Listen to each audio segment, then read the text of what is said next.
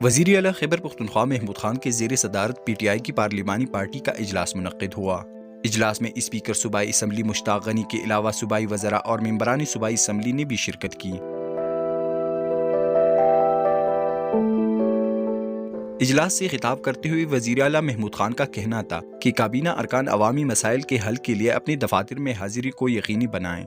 کابینہ ارکان ہفتے میں کم سے کم 3 دن دفاتر میں بیٹھیں گے اور لوگوں کے مسائل حل کریں گے۔ ان کا کہنا تھا کہ دفاتر میں وزراء کی حاضری کو خود مانیٹر کروں گا۔ پی ٹی آئی عوامی خدمت اور تبدیلی کی جماعت ہے۔ کابینہ ارکان اور ایم پی ایز اسمبلی کے اجلاسوں میں 100% حاضری کو یقینی بنائیں۔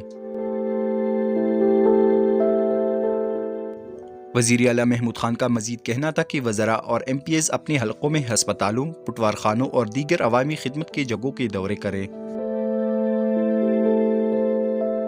وقاص ہارون، sportstory.news